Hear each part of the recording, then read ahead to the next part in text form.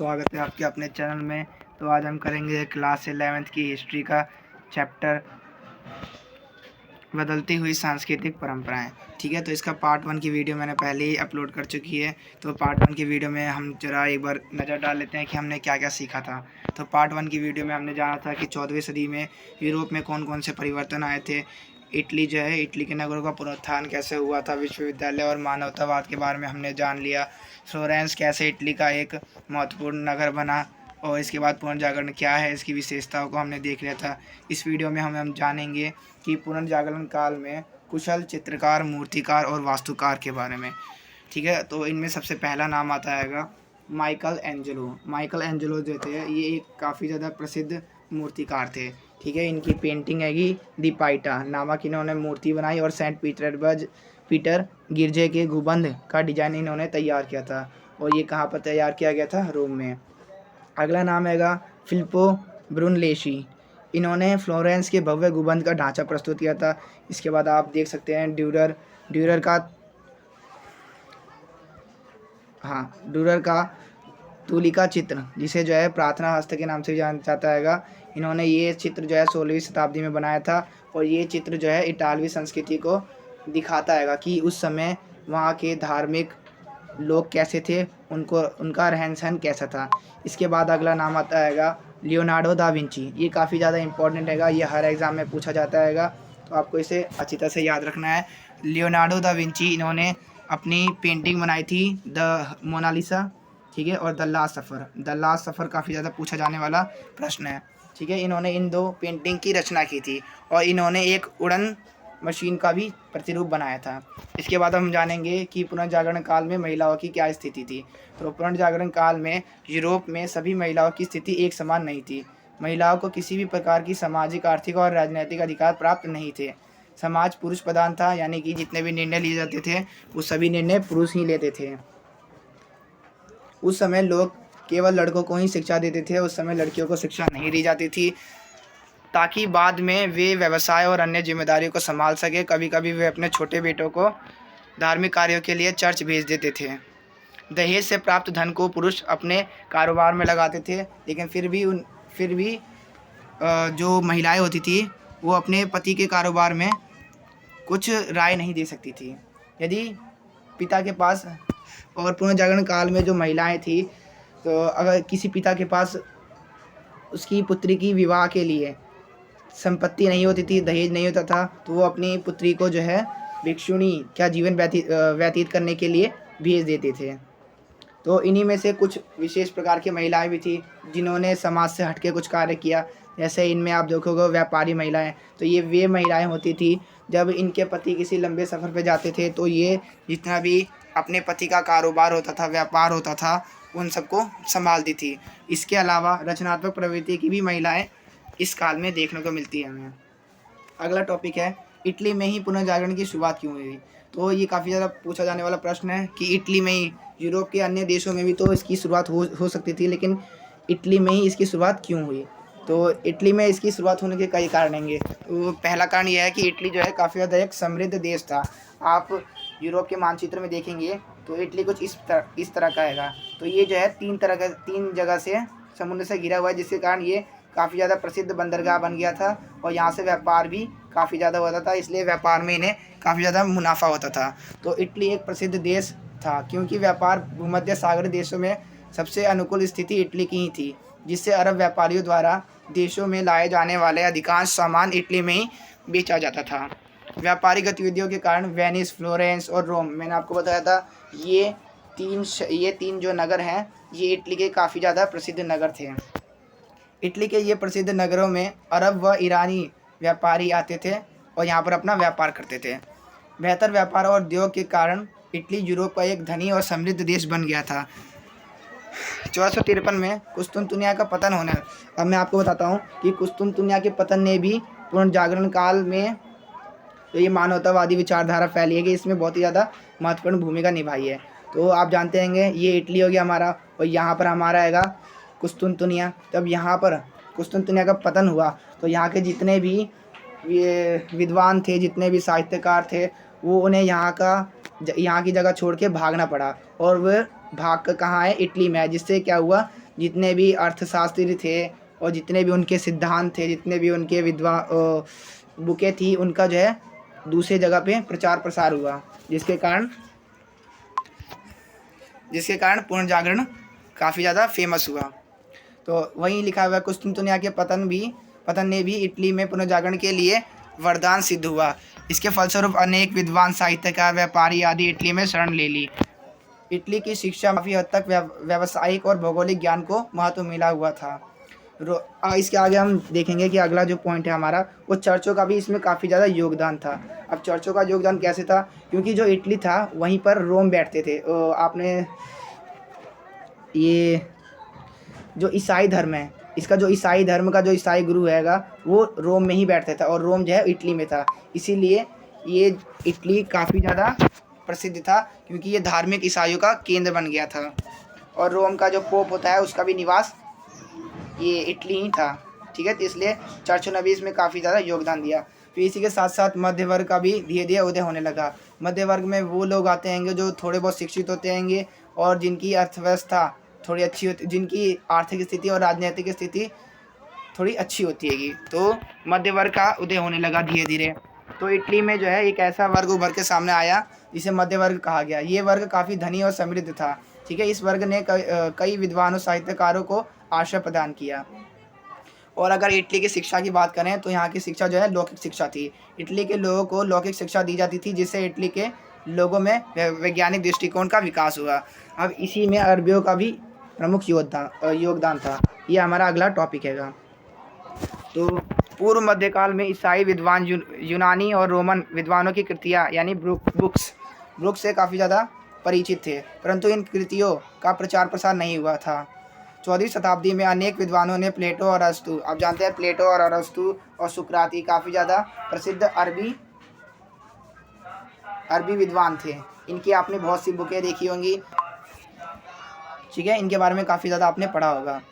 तो इनके जितने भी बुक्स थे, जितने भी इनकी कृतियाँ थी, जितने भी इनके ग्रंथ थे, इनको लोगों ने पढ़ना स्टार्ट किया। लेकिन शुरुआत में इनके जितने भी ग्रंथ थे, इनका प्रचार प्रसार नहीं हुआ था। ठीक है, लेकिन जैसे ही अरब जो अनुवाद दाता थे, जिन्होंने इसका अनुवाद किया था कई लैंग्वेजेस में, तो इन्होंने क्या किया, जितने भी अरस्तु, प्लेटो की ग्रंथ थे उनका अनुवाद किया और सभी लोग जो है इन ग्रंथों को समझ पाए। ठीक है, तो इसीलिए इसके लिए वे अपने विद्वानों के रेडी नहीं थे, बल्कि वे अरब अनुदाइयों के रेडी थे, क्योंकि उन्होंने ही इन ग्रंथों को सुरक्षित रखा और इनका सावधानीपूर्वक अनुवाद किया। जिस समय यूरोप के विद्वान अरबियों द्वारा अनुवादित ग्रंथों का अध्ययन कर रहे थे, उसी समय यूनानी विद्वान अरब और फ्रांसी ग्रंथों का भी अनुवाद कर रहे थे। इससे यूरोप के लोगों के बीच काफ़ी ज़्यादा ग्रंथों का प्रचार प्रसार होने लगा। अब आपको ये याद रखना हैगा कि अरस्तु और प्लेटो, इन्हें अरबी भाषा में क्या कहा जाता था। तो प्लेटो कहा जाता था अफलातून और अरस्तु को कहा जाता था एरिस्टोटल। ये अरबी में इनके नाम होते थे। इसके बाद इन सब से जो मुस्लिम लेखक थे, उनकी इटली में काफ़ी ज़्यादा सम्मान बढ़ गया। उन्हें जो है ज्ञानी माना जाने लगा। ठीक है, अरब के हकीम, इनके बारे में आप जानते होंगे, इनके बारे में आप पढ़ लेना। ठीक है, फिर अगला आएगा हमारा यथार्थवाद और कला। तो इन्होंने भी पुनर्जागरण काल में महत्वपूर्ण योगदान दिया। तो कैसे योगदान दिया, आइए जानते हैं। शरीर विज्ञान, रेखा गणित, भौतिकी और सौंदर्य की उत्कृष्ट भावना ने इतालवी कला को नया रूप दे दिया, जिसे बाद में यथार्थवाद कहा गया। तो यथार्थवाद इन्हें कहा गया जो शारीरिक शिक्षा हैगी, रेखा गणित हैगी, और जो ये इनकी उत्कृष्ट भावना ने इतालवी संस्कृति को एक नया रूप दे दिया था। इसे ही यथार्थवाद कहा गया। यथार्थवाद की यह परंपरा 19वीं शताब्दी तक चलती रही। बेल्जियम के मूल एंड्रियास वेसेलियस, ये जो हैं पादुआ विश्वविद्यालय के आयुर्वेद के अध्यापक थे। इन्होंने ही सबसे पहले सूक्ष्म परीक्षण के लिए मनुष्य के शरीर का चीरफाड़ किया। ठीक है, नए कंकालों का अध्ययन करने के लिए कलाकार आयुर्विज्ञान कॉलेजों की प्रयोगशाला में गए और चित्रकारों के लिए नमूने के तौर पर प्राचीन कृतियाँ यानी बुक्स नहीं थी, तो लेकिन उन्होंने मूर्तियों की तरह उन्होंने यथार्थ चित्र बनाने की कोशिश की। अगला हमारा टॉपिक है एक मुद्रित पुस्तक। यूरोप में 16वीं शताब्दी में मुद्रण यानी प्रिंटिंग प्रिंटिंग के आविष्कार हो जाने के कारण क्या हुआ, आप जानते हैं कि जो कागज़ है, कागज़ का आविष्कार जो हुआ था वो चीन में हुआ था। ठीक है, आपको ये याद रखना आएगा। तो चीन में, इसके लिए वे चीनी व मंगोलों के ऋणी थे, क्योंकि कागज़ का जो आविष्कार हुआ था वो चीन में ही हुआ था। 1455 में जर्मनी मूल जोहानेस गुटेनबर्ग ने पहले छापे खाने का निर्माण किया, जिसमें सबसे पहले बाइबल की 150 कृतियाँ छपी थी। ठीक है, अब इन बुक्स का क्या महत्व है अब हम जानेंगे। तो इनका बहुत ही ज़्यादा महत्व था और अभी भी हैगा कि जितने भी बुक्स छपने लगे जब, तो लोगों को इन बुक्स को आसानी से लोग खरीद सकते थे और आसानी से उन्हें पढ़ के समझ सकते थे। और जो चर्च वाले उन्हें जो बेवकूफ़ बनाते थे कि ऐसी ऐसी चीज़ें होती हैंगी, उनके बारे में अब वो जागरूक हो चुके थे और वो सही गलत का पहचान करने लगे थे। तो पुस्तक को आसानी से ख़रीदा जाने लगा। अब छात्रों को केवल अध्यापकों की व्याख्या से बने नोट्स पर निर्भर नहीं रहना पड़ता था। ठीक है, अब वो अपने खुद के नोट्स भी बना सकते थे। और अब बुक को छप जाने के बाद क्या हुआ, जितने भी नोट्स थे वो अब वो खुद बना सकते थे। इससे अब मत, विचार और जानकारी पहले की अपेक्षा तेज़ी से प्रसारित होने लगी और मुद्रित पुस्तक अपने छपने से जो पढ़ने वालों की संख्या थी वो भी काफ़ी तेज़ी से बढ़ने लगी। लोग जो है ज़्यादा संख्या में पुस्तकें पढ़ना स्टार्ट करने लगे थे, जिससे लोग जो है जागरूक हो रहे थे और शिक्षित बन रहे थे। तो मुद्रित पुस्तकों में चित्र से लोगों को विभिन्न देशों की वास्तुकला के बारे में भी जानकारी प्राप्त होने लगी। तो ईसाई धर्म में अब हम पढ़ेंगे, ईसाई धर्म में जो वाद विवाद उत्पन्न हो रहा था वो क्या था। तो 15वीं से 16वीं शताब्दी में उत्तरी यूरोप के विश्वविद्यालयों के अनेक विद्वानों और ईसाई चर्चों के सदस्यों का ध्यान मानवतावाद की ओर आकर्षित होने लगा। ठीक है, और इन्होंने भी रोम और यूनानी धर्म ग्रंथों और ईसाई धर्म ग्रंथों के अध्ययन पर अत्यधिक बल दिया। मानवतावादी लोग यह भी मानते थे कि मनुष्य को अपनी खुशी वर्तमान में ही ढूंढनी चाहिए। तो ये थी मानवतावादी लोगों की विचारधारा कि जितनी भी खुशी है वो वर्तमान में ही हमें ढूंढनी चाहिए। तो इसी पे चर्च पर क्या कौन कौन से लोगों ने, जब लोग शिक्षित हुए, जब लोगों ने बुक्स पढ़ी, कृतियाँ पढ़ी, तो वो शिक्षित होने लगे और वो जागरूक होने लगे, वो वैज्ञानिक दृष्टिकोण की ओर बढ़ने लगे। तो ऐसे जो है चर्च पर क्या क्या प्रभाव पड़ा, चर्च पे किस किस लोगों ने प्रहार किया, तो उसके बारे में जानेंगे हम। तो सबसे पहला नाम आता है टॉमस मोर और इंग्लैंड के इरेस्मस। ठीक है, इनका मानना था कि चर्च जो है एक लालची संस्था हैगी जो मनचाहे ढंग से आसानी से लोगों से पैसा बटोरती हैगी। पादरियों का लोगों से धन ठगने का ये सबसे सरल तरीका हैगा। ठीक है, पाप स्वीकारक जो चर्च लोग थे वो ये कहते थे कि अगर आप कुछ दान करोगे तो आप जो है इस जन्म में कुछ पापों से आपको मुक्ति मिल जाएगी। तो ऐसा इनका चर्चों का विश्वास था। लेकिन जो ये थे कुछ विद्वान थे इंग्लैंड के और हॉलैंड के, आपने देख लिया टॉमस मोर, तो इन्होंने जो है इन पे प्रहार किया कि ये सब जो है बस पैसे ठगने का एक तरीका है।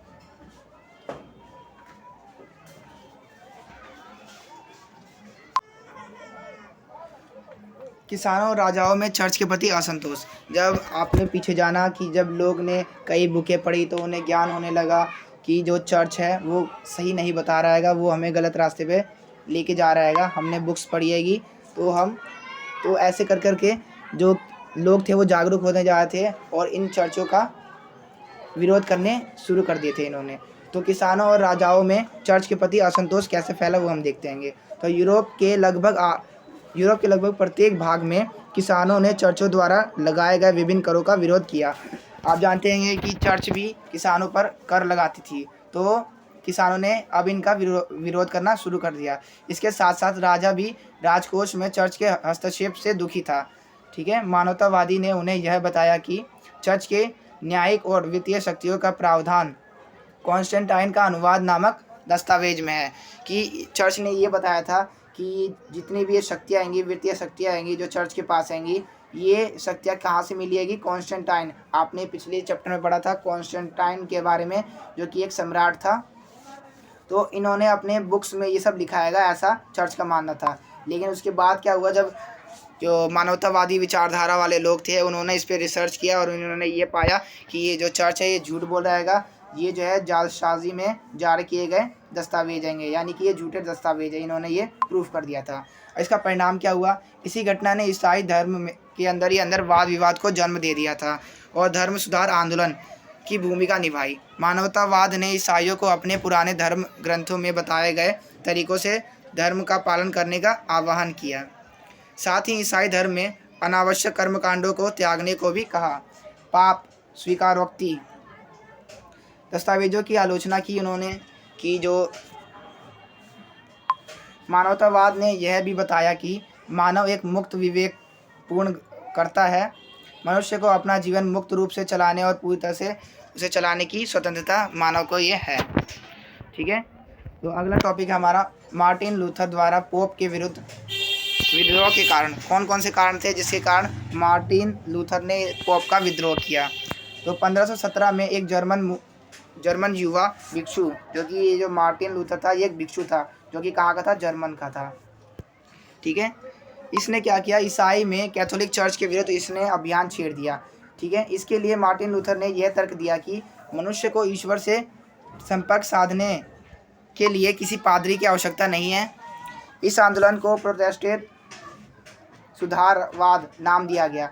आमूल परिवर्तनवाद का लूथर ने समर्थन नहीं किया लेकिन। ठीक है, और इन विद्रोह से क्या हुआ, इनका परिणाम क्या निकला उसको हम जानते हैं। तो इस आंदोलन से इंग्लैंड, जर्मनी और स्विट्ज़रलैंड की कैथोलिक चर्च व शासकों ने पोप से अपने संबंध तोड़ दिए। इससे कैथोलिक चर्च ने बहुत से आंतरिक सुधार करना शुरू कर दिया। जब लोगों ने उससे संपर्क तोड़ना शुरू कर दिया तो ऐसे चर्च जो है काफ़ी ज़्यादा अपने आप को कमज़ोर महसूस करने लगा था और उसने सोचा था कि अब हम दोबारा से अब हमने जो भी गलतियां की है उसको सुधारेंगे, और इन्होंने आंतरिक सुधार करना शुरू कर दिया। स्पेन में प्रोटेस्ट लोगों से संघर्ष करने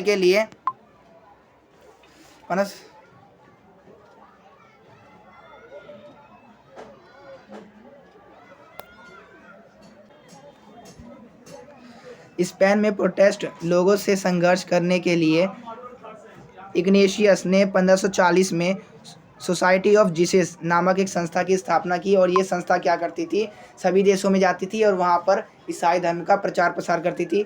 जो भी लोग होते थे, गरीब लोग होते थे, उनकी आर्थिक सहायता करती थी, जिससे लोग जो है ईसाई धर्म की ओर दोबारा से लौटें। ठीक है, उन्होंने अपने अनुयायी, उनके जितने भी अनुयायी थे उन्हें जेसुइट कहा जाता था। ठीक है, उनका काम था कि निर्धनों की सेवा करना और ईसाई धर्म का प्रचार प्रसार करना, ताकि लोग जो है दोबारा से ईसाई धर्म को अपनाने लग जाए। इसके बाद हमारा जो लास्ट हैगा वो हैगा कोपरनिकस क्रांति। ठीक है, कोपरनिकस क्रांति है क्या, इसके बारे में हम जानते हैं। तो ईसाइयों का मानना था कि पृथ्वी मनुष्य के पापों से भरा हुआ हैगा, जिससे पृथ्वी ब्रह्मांड के बीच स्थिर है। तो कोपरनिकस जो थे, कोपरनिकस ये एक गणितज्ञ थे। ठीक है, मैथमेटिशियन थे, जो कि एक निष्ठावान ईसाई भी थे। कोपरनिकस ने अपनी पांडुलिपि दी रेवोल्यूशनेबल को प्रकाशित नहीं किया, क्योंकि वे जानते थे अगर उन्होंने इसको प्रकाशित कर दिया तो उन्हें ये मार देंगे और इतना ज़्यादा विद्रोह होगा, इसीलिए इन्होंने इसे प्रकाशित नहीं किया,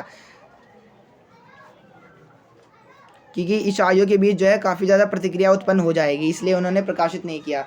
ठीक है, कोपरनिकस ने अपनी पांडुलिपि को अपने अनुयायी, उनके जो अनुयायी थे उन्हें सौंप दिया। ठीक है, इससे क्या हुआ, बाद में उन्होंने जब वो मरने के कगार पे आया, जब वो मरने वाले थे, तो उन्होंने अपने अनुयायियों जैसे गैलीलियो इनको सौंप दिया और इन्होंने बाद में इन्हें प्रकाशित किया।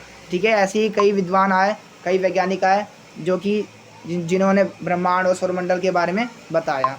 तो ये thank you for watching this video.